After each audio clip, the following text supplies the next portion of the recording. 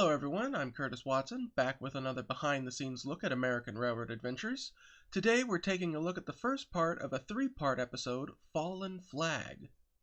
So, first off, the whole inspiration for these episodes is the merger of the New York Central Transportation Company and the Pennsylvania Railroad into Penn Central in 1968. If you haven't heard what happened following this merger in real life, I won't spoil it for you, but if you do, then you'll likely have an idea of how these stories are going to go.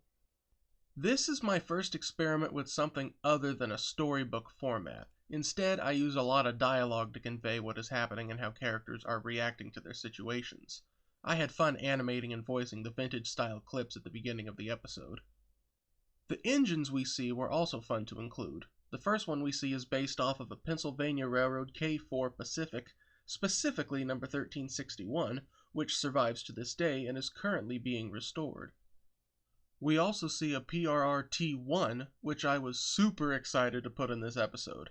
The T1s were a very unusual kind of locomotive with a 4-4-4-4 wheel arrangement, but were not articulated like Ed or David. This engine's number is 5553, which is the one I use as a reference to draw it. One of my favorite features is the little visor, which I added because the T1s are supposed to be capable of speeds up to 140 miles per hour, though this was never confirmed. No T1s remain today, but a group called the PRR T1 Trust is building one from scratch. I'm not being sponsored by them to say this, but I highly recommend you check them out and donate if you can. I would love to see one of these engines brought back to life. Moving on, we have the three main characters of this episode, Oscar, George, and Jesse. Oscar is a streamlined Northern Central diesel based on a New York Central E unit. He isn't based on any specific locomotive, though his number, 4021, would actually belong to the engine George is based off of.